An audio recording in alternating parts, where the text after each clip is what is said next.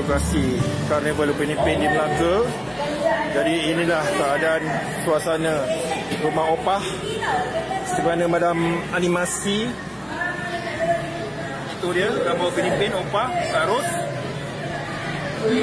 Ini tikar mengkuang ni. Kita akan tengok album gambar foto dalam rumah Upin Ipin. Itu dia gambar dia tadika. Ini kampung Durian Runtuh,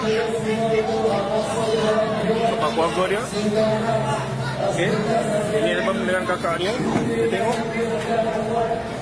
Ini yang original seperti mana dalam animasi version dia Rumah Melaka. Kita akan cuba masuk dalam. Kita akan cuba cari bilik rahsia. Kalau dalam animasi dia tu, dia cakap jumpa gambar ayah dia, bilik rahsia. Kita akan cuba lihat bilik rahsia.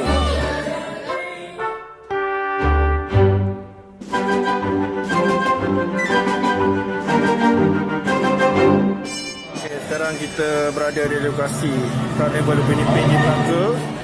Jadi inilah keadaan suasana rumah opah sebagaimana dalam animasi.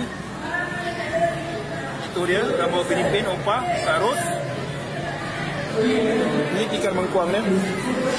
Kita akan tengok album gambar foto dalam rumah Upin Ipin. Itu dia gambar dia tadika.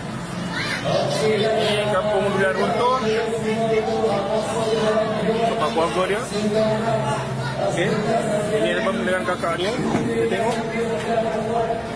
Ini yang original seperti mana dalam animasi version dia Rumah Melaka. Kita akan cuba masuk dalam. Kita akan cuba cari bilik rahsia. Kalau dalam animasi dia tu, dia cakap jumpa gambar ayah dia, bilik rahsia. Kita akan cuba lihat bilik rahsia.